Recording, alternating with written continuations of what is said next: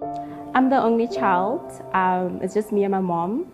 We live together and we're close. We're best buds. My family and I are pretty close. Obviously, we've had our ups and downs. You know, we go through a lot of things. I think I have a really close relationship with my mother and my father. I wish we were closer. My mother stays in Limpopo in a rural village, and I haven't seen her in like 7 months. They're the people that like get me through everything that I go through. You can't replace those people, the impact they have in your life. Guys are making me emotional here.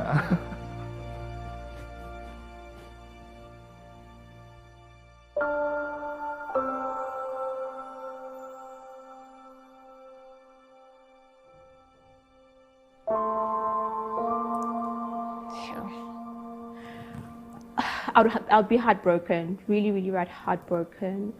I wouldn't know.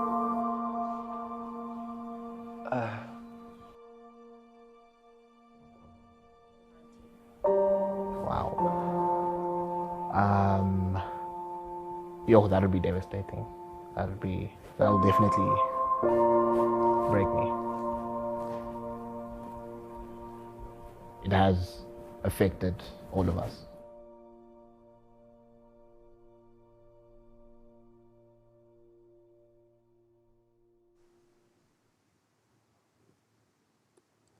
Good afternoon to those of you watching, and thank you for joining today's live stream.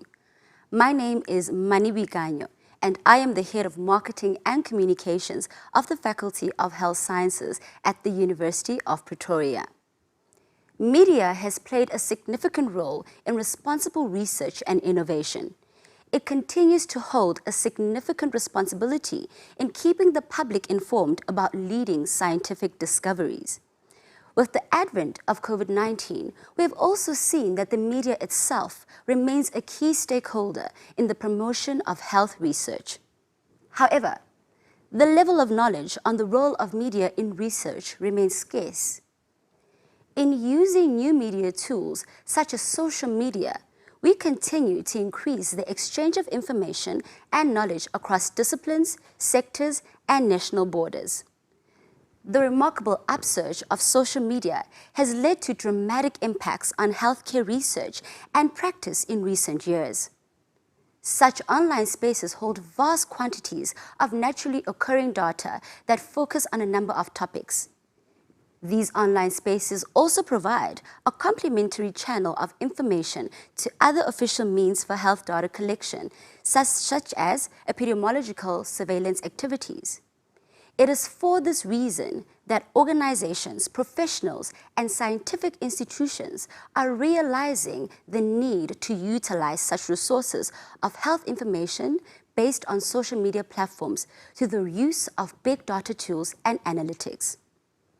Social media is also shaping health information management in a variety of ways, ranging from providing cost-effective improvements in clinician-patient communication and the exchange of health-related information to enable the discovery of new medical knowledge. This data therefore provides researchers with an opportunity to gather data much quicker and easily. Yet these opportunities are accompanied by the responsibility of researchers to ensure that the access and reuse of such data is performed ethically. Traditional ethics frameworks can aid researchers to some extent, but social media data brings new contextual challenges in which traditional ethics approaches are not equipped to deal with. Therefore, as academics, we need to consider what the best practice in this domain may be going forward. To help us understand today's topic and answer the questions many of you may have, I am joined by a panel of experts, including our very own Vice-Chancellor and Principal, Professor Tawana Kupe, Prof. Verdi van Staden, and Primoshini Gawa. Professor Tawana Kupe was appointed Vice-Chancellor and Principal of the University of Pretoria in January 2019. Prior to this appointment, he held several senior management positions at the University of Witwatersrand and lectured at Rhodes, where he briefly acted as head of the Department of Journalism and Media Studies. Praverdi van Staden is a professor of philosophy and psychiatry and director of the Center for Ethics and Philosophy of Health Sciences at the University of Pretoria, with a clinical attachment as honorary psychiatrist at Weskoffies Psychiatric Hospital. And our final panel member is Ms. Primarashni Gawa, the Media Relations Manager at the University of Pretoria. A journalist by training, she was an education journalist at Business Day and an education editor at the Mail and Guardian. Before we begin with the discussion, a friendly reminder for our viewers to post your questions and remarks in the comment section, which we will address later during the session. Welcome to our panelists.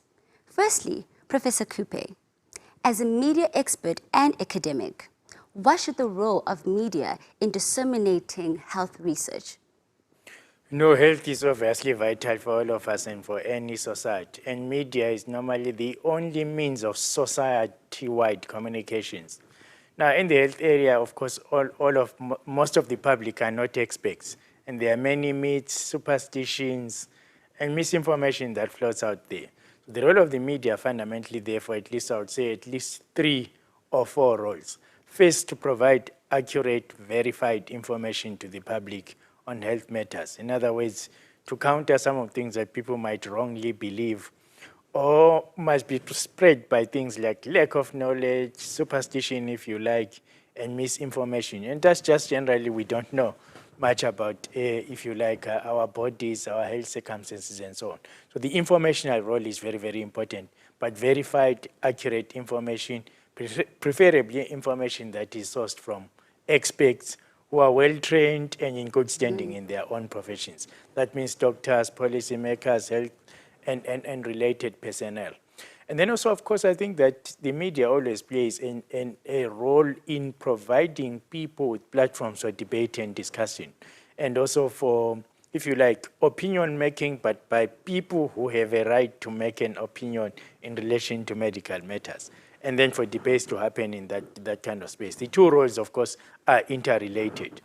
A debate should be, as best as possible, based on accurate, verified, factual information. There shouldn't be mere opinion, because health also affects things that could be dangerous if the information is actually wrong. And influential people who are opinion makers should not get into that kind of opinion space if they do not have verified facts. But debates between medical experts, doctors, and researchers is also healthy for society, as it is healthy in their domains of being health researchers, and also in their seminars, in conferences, and all of that, and in teaching students. Then, of course, I think that the media has a role in investigating information that is wrong, things that go wrong in a health system, and things that, in a sense, like recent happenings where there is corruption in the health sphere. It is the right of the media to be a watchdog for society, because if that is not investigated, the harm society is actually great. By the way, also over time, the entertainment role of the media is very important even in this domain, because people do not only absorb information as factual, verified things. Using particular forms of media, including humor, cartoons, and all of that, is a wonderful way of teaching people about their health, and also promoting personal health care, personal hygiene, and also public health more broadly. Children love animated cartoons, and there's no better way to teach them about their own health and health in general than using entertaining forms of media. Absolutely. Thank you so much, Prof. Kupe. And as a follow-up to that question, and I'll also ask Prim to chip in once you have responded to the question, what strategies should be put in place to improve the level of knowledge on the role of media in research among health researchers? So the one thing that I'm talking a lot about almost every day in these various webinars and seminars is something I call critical information literacy or critical media literacy. Because we don't have much of that in most societies, and media are so powerful, and sometimes the way they present things seems so real. And now, of course, enter the so-called social media. Strange term, all media is social, all communication is social. But we know the social media is one that is based on digital platforms. That is very important, therefore, in all societies and among health researchers particularly, to have critical information literacy and critical media literacy. And this has two dimensions. It's not just knowing what you know as an expert, a health researcher, a health expert, top doctor, or whatever you are. It's actually knowing how people, in a sense, consume information and how then they use information that they consume. The one thing that is pretty important is that people often go to media sometimes to reinforce what they believe, some of which might be wrong. And so in packaging information, especially for the purposes of public consumption in public media, it's important for health researchers to understand that where audiences are coming from and what influences bear upon them when they, in a sense, encounter different sources of information. And with social media, to know that there's an avalanche of misinformation, disinformation, including vaccine hesitation, conspiracies, conspiracies about the origins of COVID or any other disease for that matter, and the general lack of knowledge that the public has about health and health-related matters. So let me put it this way. It will be useful for health researchers to get a structured course in public health communication and engaging different sorts of audiences among, because these differ from age to age. The older, the less educated might be, quote unquote, victims of superstition or lack of knowledge. The younger is my peer influence and being on the social media all of the time, more prone to believing that what is on the social media is what is actually accurate. So critical information and critical media literacy, to me, is now a must for almost any professional, not just health professionals. Thank you so much, Prof. Kupe. And now I'd also ask Prim, just please, may you also chip in on some of the key things that Prof has just shared with us at this moment. Okay, I think that all researchers who are appointed at UP should be given media training, and the Department of Institutional Advancement does that. We do social media training, we do a workshop on what is news, what makes news, and we train scientists on how to interact with the media and how to write media releases. I think that's very important because we wouldn't want them to go out in the cold, and I know the university will be offering a science communications course. So they need exposure at the outset, maybe when they get employed and there's job orientation. Because I think it's a responsibility to communicate their research findings to the public. Thank you so much, Prim. Now, in addition to that, Prim, from your perspective, why is it important for health researchers to disseminate their research findings through media and social media? Okay, as Professor Cooper said, the media is very powerful. TV and radio have huge audiences, and also community media. They reach people that aren't reached by print media. And social media is very powerful, incredibly powerful, actually. So it's important to disseminate the research findings through the media, because what other avenues do they have? When researchers publish their findings, they do so in a peer-reviewed journal. And what happens to that information if they don't share it with the public? It gets buried until someone else goes on their research and announces a major breakthrough. So it's important to share the research findings with the public as a means of educating them and enlightening them. And in terms of accountability, researchers are funded by taxpayers, government funding, the National Research Foundation, donors, overseas universities. So they need to see what the return on investment is. And we need to debunk the myth that universities are an ivory tower. In fact, UP is a hotbed of research activity. It's a repository of research activity, and our scientists provide a world of answers, and they produce research that matters. So the media is powerful in that way. And when you publish in journals, you hope that other scientists will cite you and you improve your H index.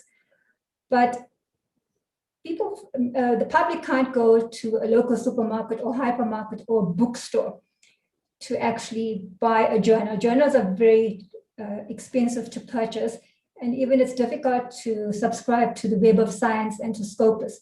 So it's easy to get the findings out through the media, and because the media is powerful and they look for what's newsworthy. So your research findings has to be newsworthy. It shouldn't be blue sky research. And it's also important to get the research out because You want to educate the public, and you could inspire the new generation of scientists. If someone hears what you have to say about COVID or vaccine, you could inspire a young child to become a scientist, and we have a shortage of scientists in this country. So in that way, it's very important to share your research. And being in the media, when you talk about your research, it helps you build your brand, your personal brand.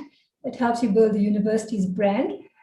One of the university's strategic imperatives is internationalization. So we try to get international exposure in terms of research for the university. And when you speak about your research in the media, it can be a link, the media can be a link between industry, policymakers. You could have a venture capitalist who could join with you and partner with you. You could attract overseas scientists, the top scientists overseas, and attract the cream of the crop of postgraduate students. So the benefits are multifold. But it's important to talk about your research because you help to make it accessible to the public and you democratize science. And if people know what your research is about, so if you're talking about the discovery in TB, it'll change lives and they need to know. Or if you're talking about research on herbal products that help with arthritis pain. Now, is there scientific evidence that if you take ginger, for example, ginger, is that going to help you with your pain, or garlic? So people need to make informed decisions based on science. And if you educate the public, then they can take decisions about, for example, hand sanitizers. There were fake ones that were being sold. So educate the public, build your brand. And if you go do it through the media, it's credible. You have credibility. So you're powerful as a scientist. Thank you so much, Prem. And then Mani, I've got examples of what makes news. And one is a TV interview with the late Professor Anton Stolz, who with the University of Leicester invented a TB mask with a 3D insert that detects whether a person has TB in 30 seconds. And that has huge implications for health economics. So we will play that now. In the beginning, we used gelatin discs that we just put into a mask. Now, usually what people do is with the coughing, they get the sputum from the lungs. What we're doing is that we're catching it into a mask. And in this mask, you either have the disc that was gelatin, then what happened is it changed to something else. This something else was a polyvinyl alcohol, and it looks like a plastic. If you think about it, wood glue is basically it's made of PVA. What happens is when you breathe out, these small particles comes out of your lungs, and what happens is they adhere onto this piece of plastic, which is water soluble. Now what we then do is we take this particles on the surface of that piece of PVA, we put it right into the machine without decontamination or anything like that. And what we then have is immediately we have an answer within about an hour. Patients wear this for basically half an hour. We have tested it for 1 hour, half an hour, 2 hours, and then we saw that half an hour was enough to saturate actually the pieces of this PVA inside the mask. Okay, and then we are going to look at, there's a podcast with an interview with Professor Lynn Marie Burkholz. She and her team made a major malaria breakthrough in January, and we got international media exposure from her breakthrough. Health Matters now, moving away from COVID-19 and focusing on something else that has certainly been a significant problem in South Africa, but a much larger problem on other parts of the African continent and indeed in parts of South America, the Far East and so on. That's the problem of malaria. The researchers at the University of Pretoria, they're part of an international team, have discovered new chemical compounds that could provide an answer in treating and pushing towards the elimination of malaria. Their findings were published in the magazine Nature Communications on Monday, and we're joined now by one of the South African participants in that. Professor Lynn Marie Burkholz is at the University of Pretoria's Institute for Sustainable Malaria Control Research. Professor, welcome and thanks very much for giving us your time.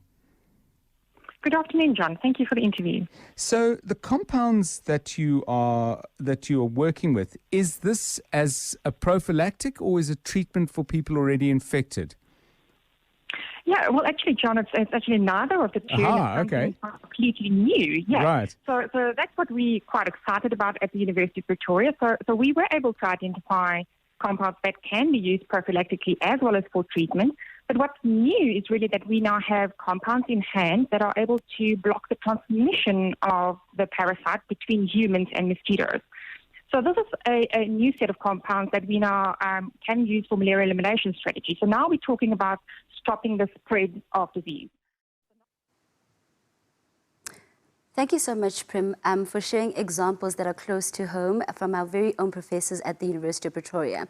Now, next, for Prof. van Staden, according to you, is media currently perceived as one of the key stakeholders by health researchers, particularly during the dissemination of research findings? This is an interesting question because it is a research question in itself and can very sensibly be research. And I think that may be something someone wants to take up and research. So at best, I may speculate about it, how it appears to me. And it appears to me that currently this is underutilized, particularly for the dissemination of research findings. And I think much more can be done to enable this, to make this happen. Some journals already have various processes in place whereby their readers are prompted through social media to be made aware of newly published papers.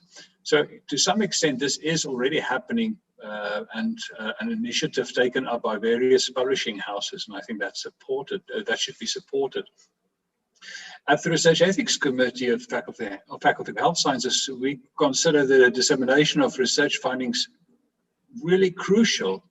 And we always ask for any study, how will you tell the public about this? How would you make sure that this is put in a public space also for other scientists? And there are various reasons why we insist on research findings being disseminated.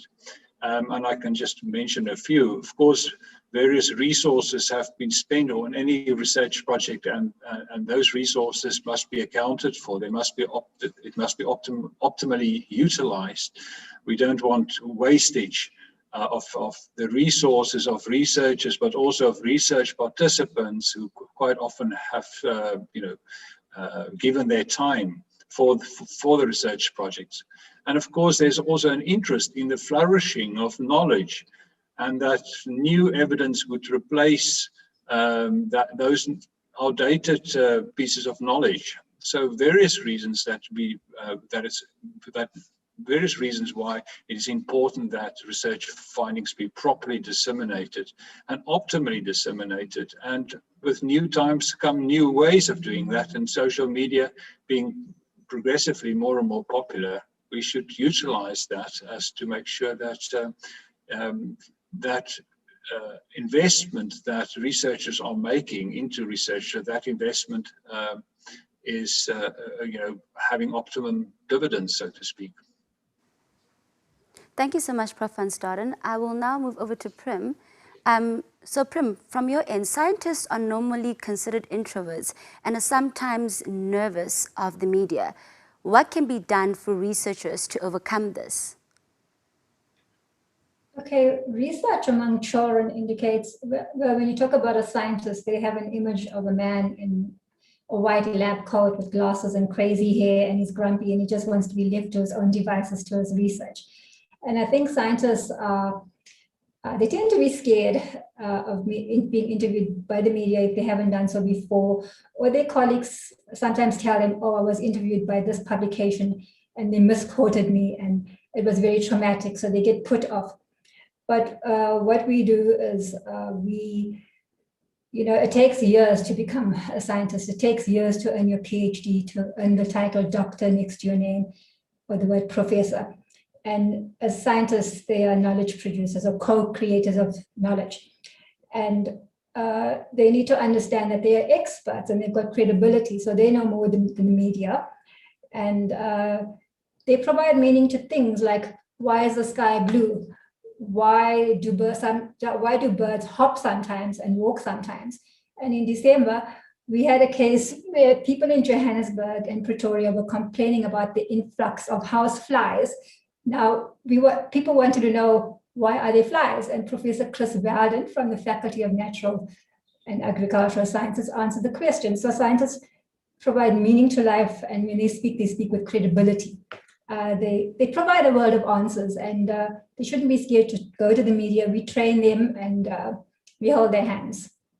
And you know, science is fun, and we want the scientists to be visible in the media and inspire the next generation of scientists. We need more voices in science. It's good for democracy. We need a diversity of scientists to be visible in the media. For example, yes. Go ahead, Prem. Professor Tawana Cooper is a visible social scientist. The Dean of the Faculty of Health Sciences, Professor Tian Diacha, is passionate about malaria research. He's visible and he's accessible. And it takes time. And you could start first by writing an opinion piece on something topical in the media that's part of your interest. And then you could start with print and then write for the conversation and then approach the media office, the Department of Institutional Advancement, and we can get you onto radio and TV as an expert. So when the media comes to us for comment on COVID, for example, we have a list of people that they can go to, and then we can package media releases. So baby steps. But the media, unless you're terribly corrupt, you've stolen billions, or you've done something very unethical in your research, there's no need to be afraid of the media. Thank you so much, Prem. Prof. Kupi would also like to add to that. Yeah, I agree with everything that Prem said, but there's one other thing that we need to say also. Some media also do not put in front of scientists people who have done some basic background. And so that would make any scientist nervous. So I think we need to balance the equation as well. Whoever wants to interview a scientist better know something about what this person has done, does, and the topic, some basic research. So they ask pertinent, relevant questions. Nothing is so annoying to a person who knows something to be asked questions where they say, that is not right, that is not right, that is wrong, actually. So it does put off a lot of scientists who are putting lots of years into something. So the media also needs to invest in knowledgeable, trained journalists who understand something about health. And that is a weakness. We don't actually have sufficient coverage of health research and health matters in general. We don't have a sufficient number of journalists who also cover what we call the health beat, which will include research, public health issues to do with how the health system works, how it is funded. So it's important, I think, if the public is to get anything for scientists to avail themselves for this training, but also to be treated with respect by being asked about someone who knows something. Absolutely, Prof. Absolutely. Now, I'll actually now go back to Prem on her end. Prem, so from your expertise, how can one ensure that the expectation of privacy from users of social media is not breached, especially in light of the POPI Act? Okay, so with social media, there's no privacy. And we have an experts directory where we've got the names of scientists from the various faculties, and we've got the expertise listed, but we have permission from them to give their names to the media. Some will appear on TV and radio, and some want us to publish their cell phone numbers, but we get permission from them. We won't give a telephone number of a scientist out without his knowledge. We'll WhatsApp him or we'll phone him to say, this ENCA wants to interview you on COVID. Are you available? And these are the questions. Sometimes we get the questions, but we wouldn't just give the number to the journalist without informing the scientist. We wouldn't catch them off guard. And we respect POPI. Thank you, Prem. And now we're going to invite Prof. Staden back into the conversation. Prof. van Staden, can one be confident that individuals understand the privacy settings of the media platforms if this is taken as implied consent to share information?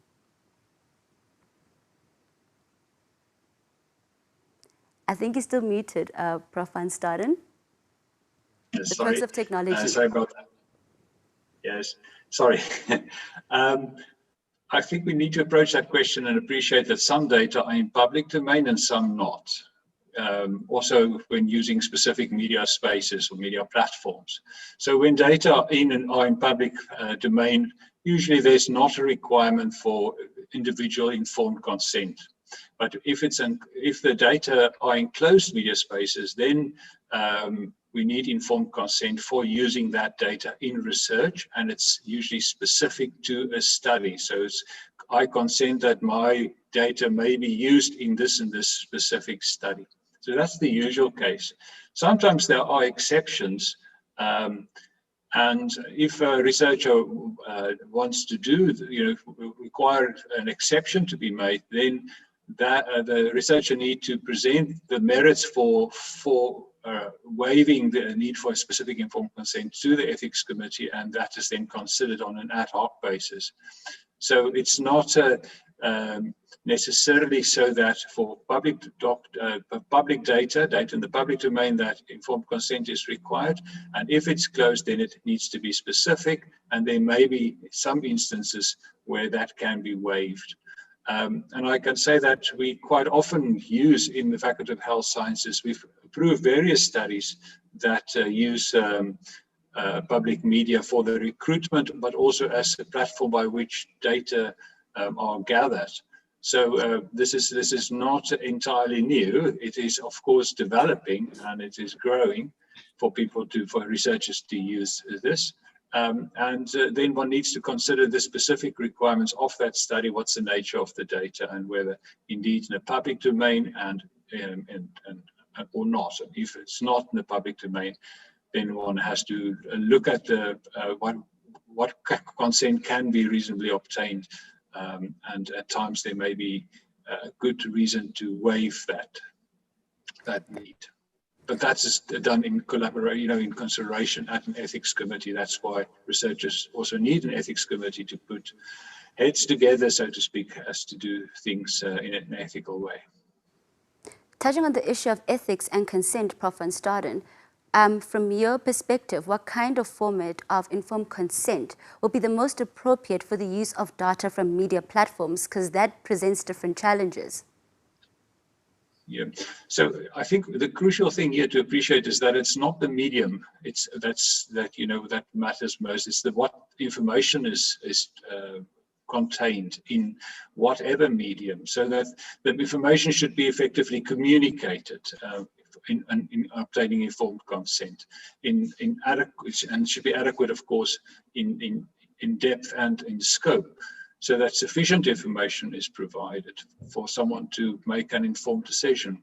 So what has been traditionally done on paper can be done electronically, and many of these studies use then an electronic medium to convey that information, and also to obtain a signature or a proxy signature by clicking on a button with a proper explanation. If you click on this button, it means this and this and this. So it's not the medium that is really the at issue here. It is what is conveyed through the medium, and that there's proper process and opportunity for the assimilation of that information in deciding on whether someone would be willing to participate in research. Thank you so much, Prof. van Staden. Now I'm going to bring back our Vice Chancellor, Professor Kupe.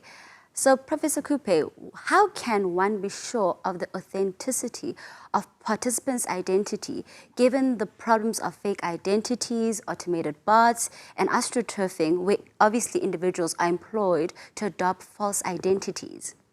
Well, actually, you can never be sure. Fair enough. For the reasons, for what you said at the end. So, but that is why I emphasize what I did at the beginning about information and critical media literacy. The only way we can do is to teach people how to identify that something doesn't appear to be right, and for them to be able to seek verification elsewhere. But many of these things are done so professionally or professional looking and sound so true that it is difficult for people actually to believe that it is wrong. Therefore, I think the responsibility lies on the sides of the social media networks to ensure that anything that goes onto their platforms, something that will mislead the public. So far, they had a very laissez-faire attitude to it. That, it's a platform, anything goes, it's up to the individual. We know that if you are a community, you are providing a means for a communication. You have a degree of responsibility and an ethical responsibility to make sure that what is on your platform is what is not harmful to the public as well. Because you expect everybody to be able to see that this is not correct, and to be sure that is too much to expect, given the social media also operate on speed and just created in people, the famous form of fear of missing out. So, and people then push it out and share it and so on. So social media platforms have a responsibility to also take down stuff that is obviously dubious, and also monitor stuff, and also even to label things that this is probably not true, and therefore prompting people to seek verification. But just do no harm is an ethical principle of communication. You provide a platform, you have a responsibility. Do no harm. Prof, you touched a lot about critical literacy and media literacy. Now, obviously now you have, the question that we have now is that how does this fake identity situation affect the credibility of health research? Obviously, so very harmful. Because you know that as I said at the beginning, when it comes to health matters, to science about health and all of that, most of us don't know much, even the most educated professor in a different field, right? So people are much more vulnerable in that regard. And that is why combating fake information and disinformation in that is so very much important. Because what people have done with harmful information about health is damage their health in so many multiple ways. And so for me, it's a very, very sensitive area. Combating misinformation in that domain is of huge critical importance going forward. And that is why I say that anybody who provides a platform, whether it's a newspaper, a magazine, television station, has to assure themselves that the information is verifiable, is factual, and will do no harm. Where it is controversial, they need to present it as controversial. Where there are disputes among the medical experts, researchers, and others, they have a responsibility to highlight that it is controversial, so people, in a sense, are forewarned. Thank you so much, Prof. Coupe. Prof. van Staden, we'd like to bring you in here. Given that anonymity is an ethical imperative, is it possible to adequately de-identify individuals in the dataverse that is increasingly networked and searchable? I first have to say that anonymity is not always an imperative. In some instances, the identity of participants must be protected, and usually we do aim generally that participants' data would be used in a de-identified way, but in some studies that may not be possible.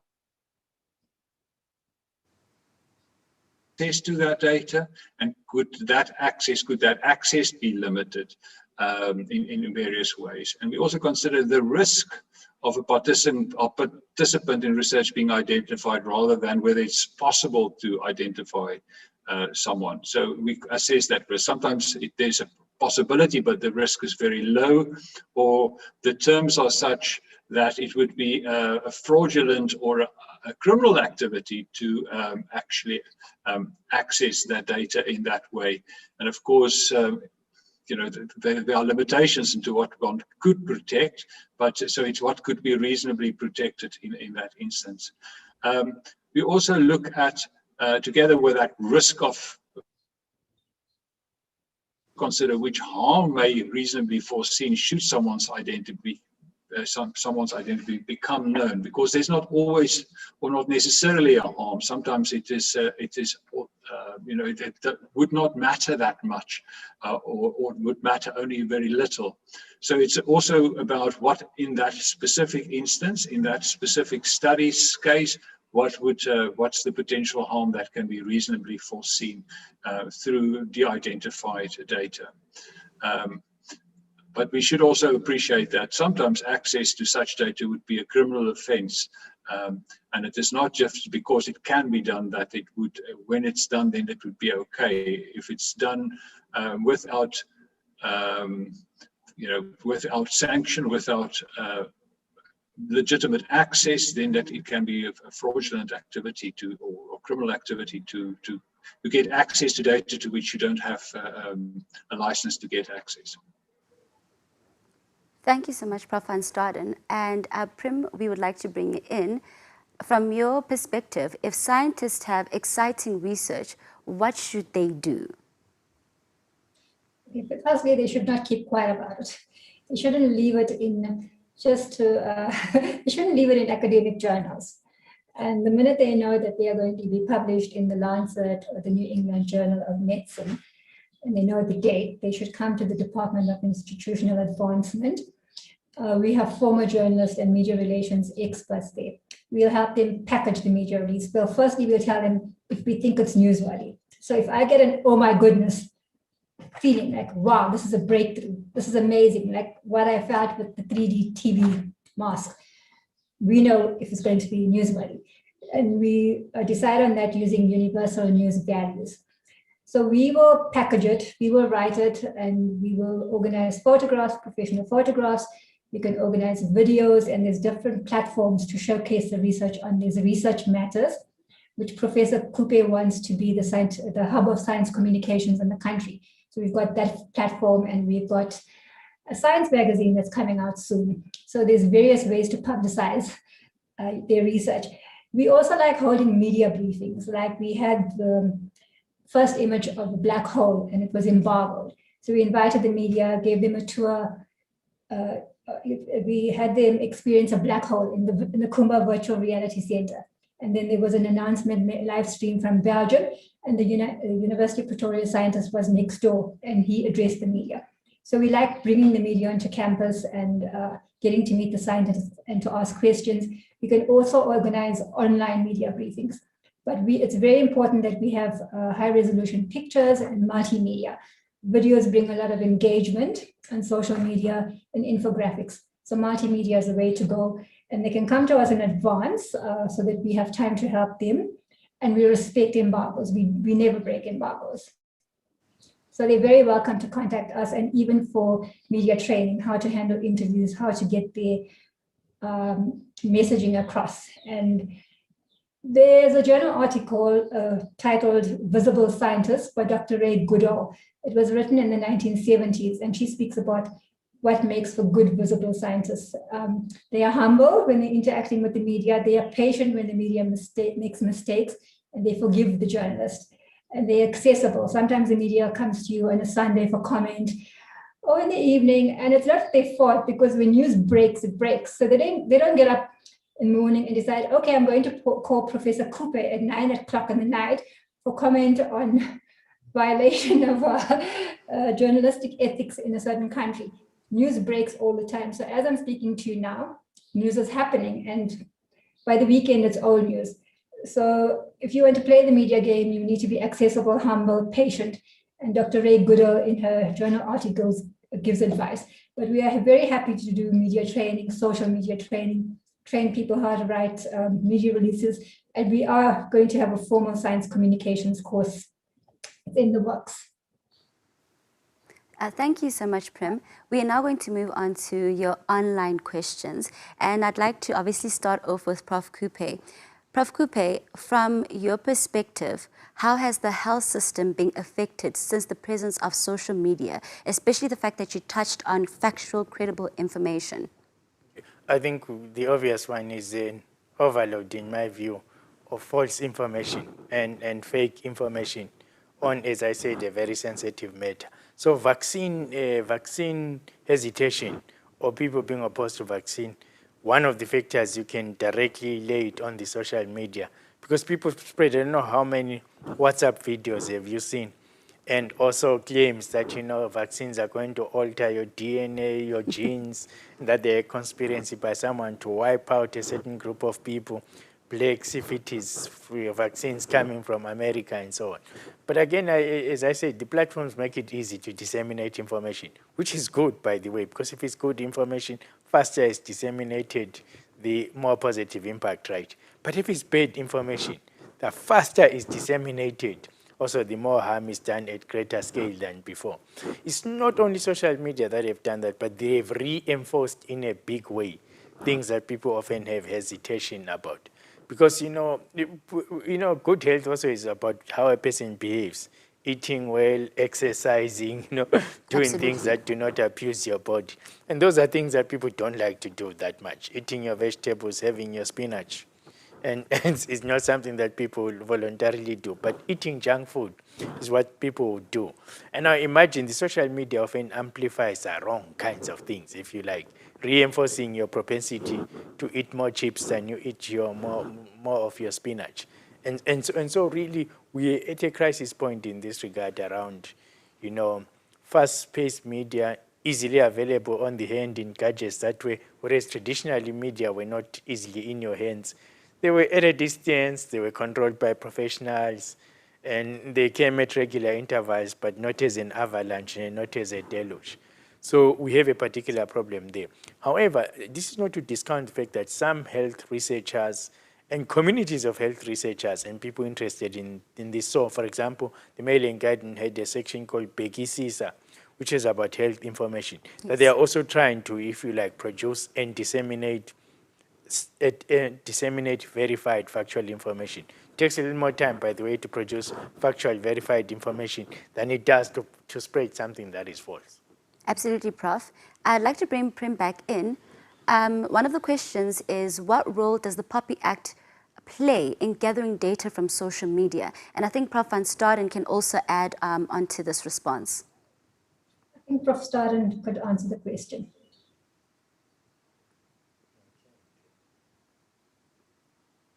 I hope you're not muted, Prof.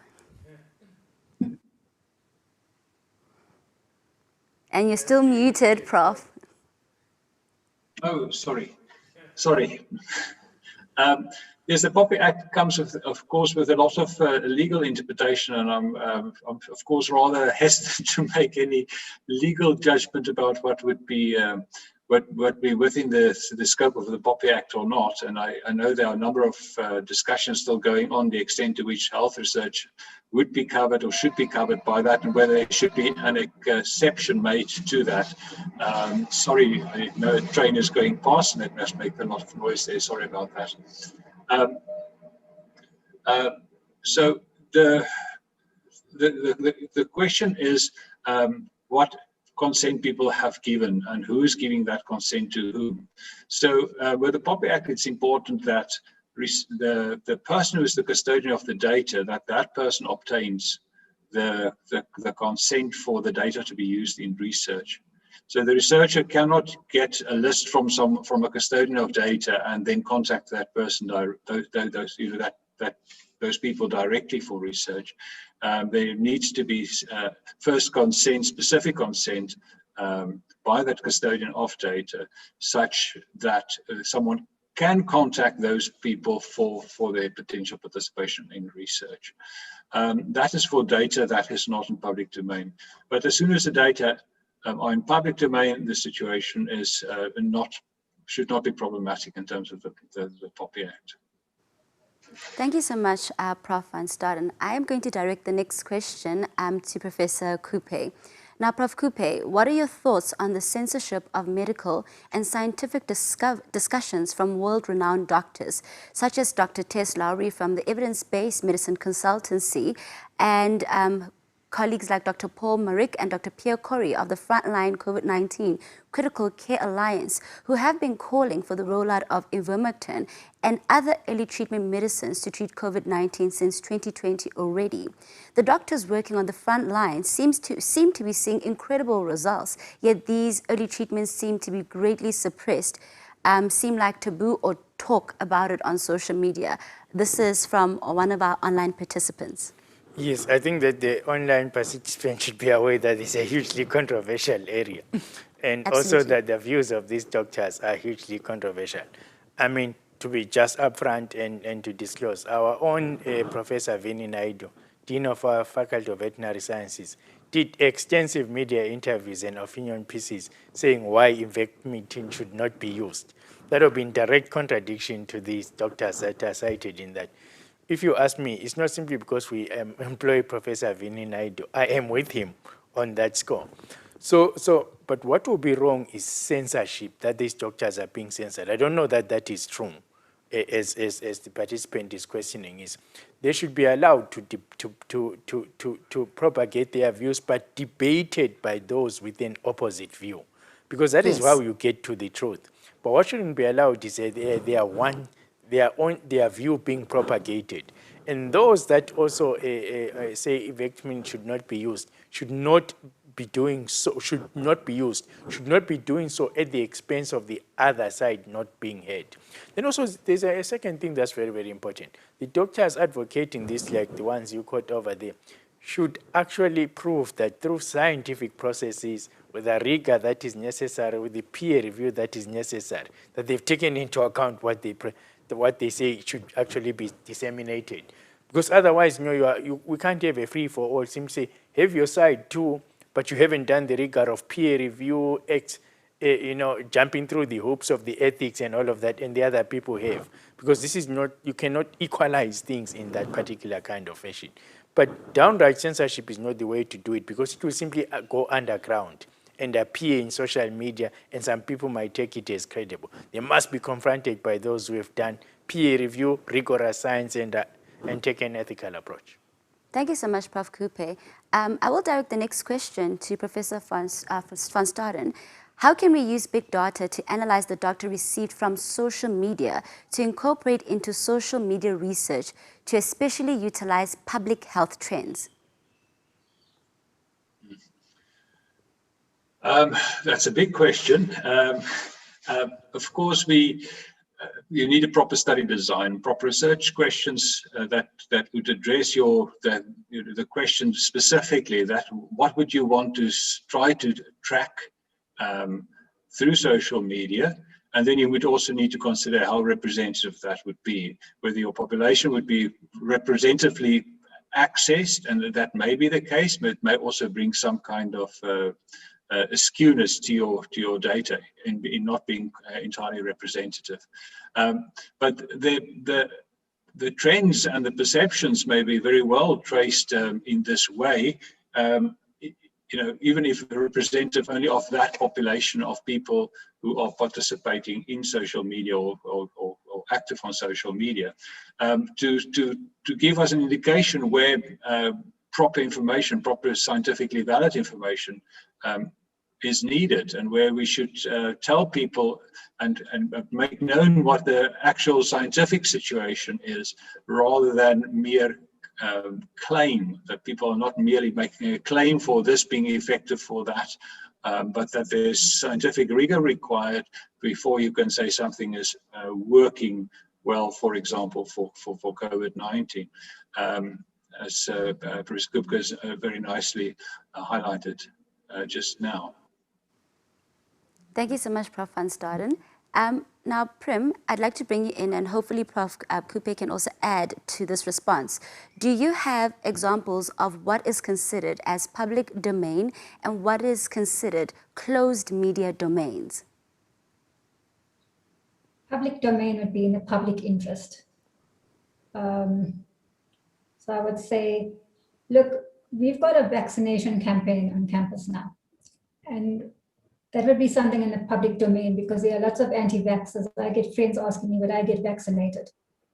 And in the closed domain, that would be something private. But I think Prof. Kupe should come in and help me here. Yeah, okay. So as I understand the question, the public domain is, the public channels that you receive on radio, on television, newspapers, that's sold publicly, right? Anyone can buy, anyone can read, and so on. I think closed media domains, often people will create, let me give you a simple example. A WhatsApp group is a communications between people who are in the WhatsApp group. Yes. If you are not in the WhatsApp group, you are not party to what is being discussed there, right? So it's a closed media domain.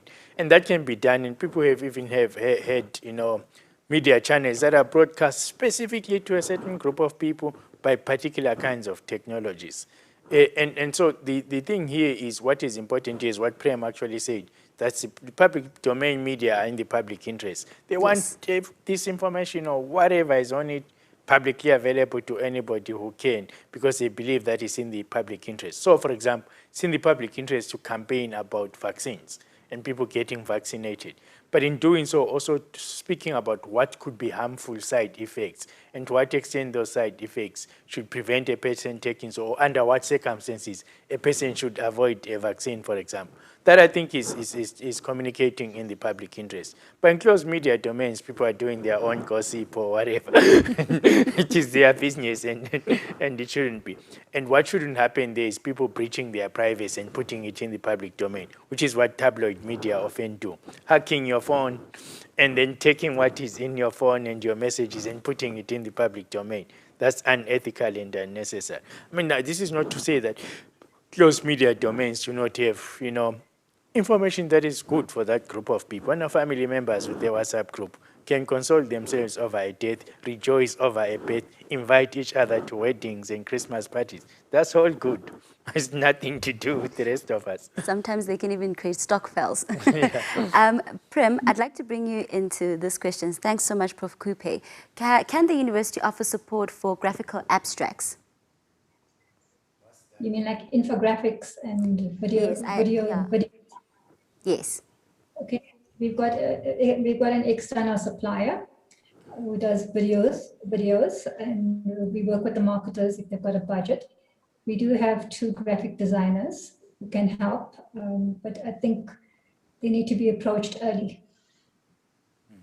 Well, just let me add that anything that will better communicate to people.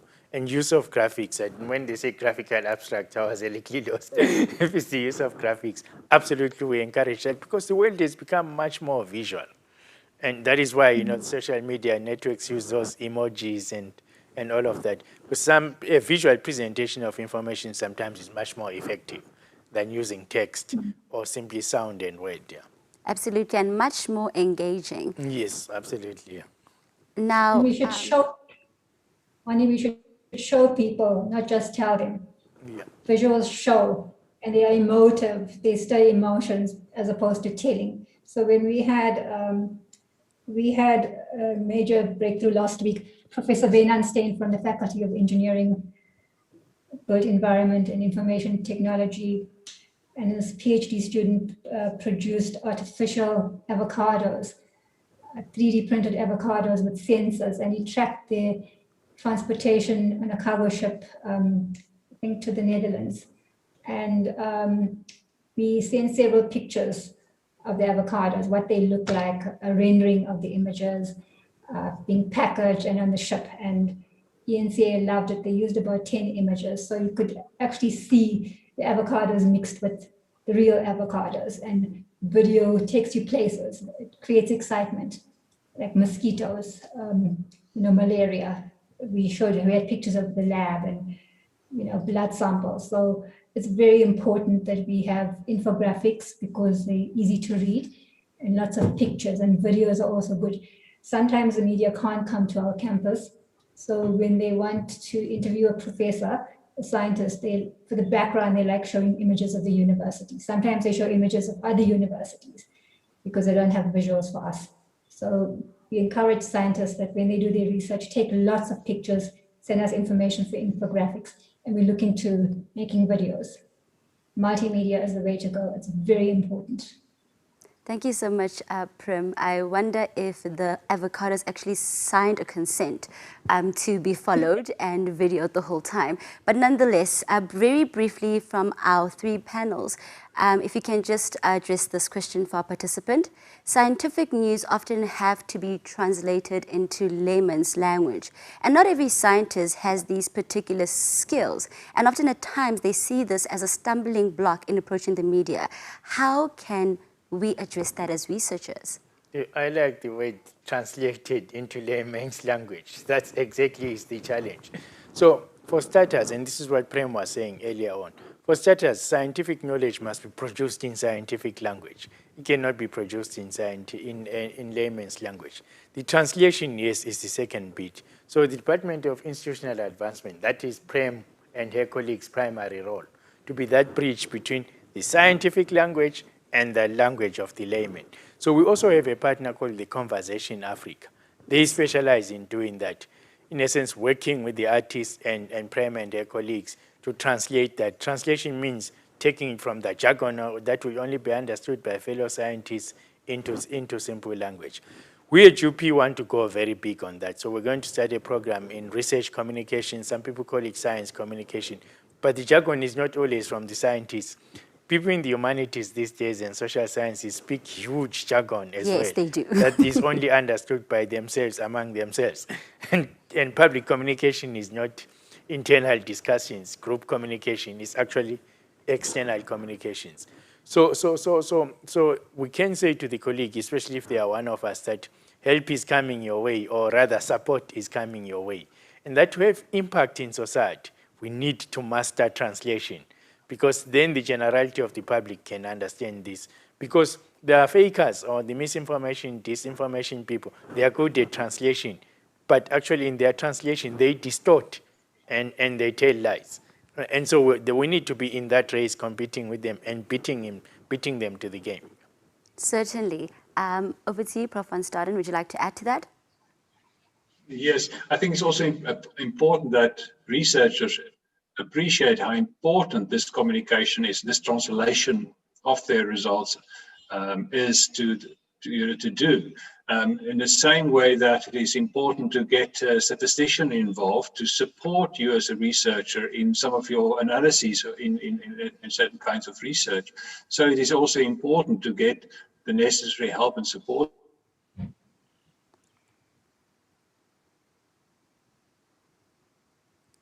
Prof. van Staden, it seems like we have lost you there. I think in the meantime, we'd just probably ask Prim to just chip in before we near closing of the live stream. Okay, when scientists publish in journals, they write for scientists. Now, when you write for the media, you're writing for the lay person. And I always say, if I don't understand what the scientist is saying, the media won't understand it and the public won't understand it. So I ask the scientist to tell me in 30 words, what is the news? What is their research findings? What does it mean? So what? Who cares? How does it impact on society? And if they can answer all those questions in simple language, not jargon, then we help them. So we keep asking, so what? What does it mean? So it's hard the media won't understand scientific jargon. So I often say to them, imagine you are meeting the vice chancellor in the escalator, and he asks you, what do you do? Tell him in 30 seconds, what do you do? Short and sharp. Or imagine you're speaking to a cousin who's not a scientist, and you're explaining your research discovery. You're not going to use big words, big scientific words. You're going to use simple words. And sometimes we have animation. You're going back to multimedia. Animation helps to describe complicated terms. But simple language, and we get it out to the media, and we come up with the angle. As former journalists and media relations experts, we know what makes news. So we might find the angle at the bottom of the media release. We look at the abstract, and then we say, we'll take this angle. And we keep sending the media release back to the scientists to check. So we never send it out without the scientists checking.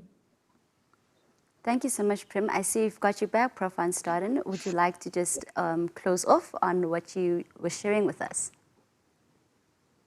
Sorry, I don't know about that connection problem. Sorry about that. What I'm saying is important that researchers also appreciate the importance of dissemination of their results beyond journal articles, in the public domain, and making sure that dissemination is to the public, and that they need support for that, in the same way that they need support for their statistical analyses for some kinds of research, that they get the necessary support from people who are, well trained in doing the dissemination and marketing of their research findings. Thank you so much, Prof. van Staden.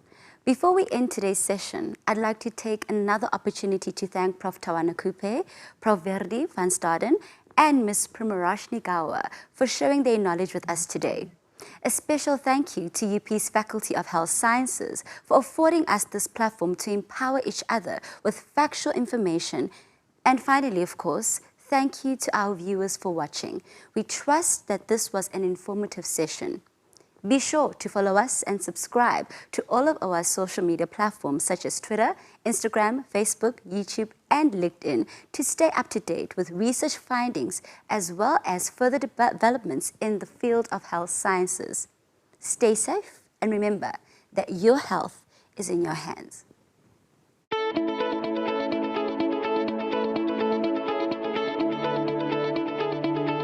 As Dean of the Faculty of Health Sciences at the University of Pretoria, I am proud to say that we are the first academic institution in South Africa to open a vaccination site for COVID-19. The vaccination program actually started the 7th of June.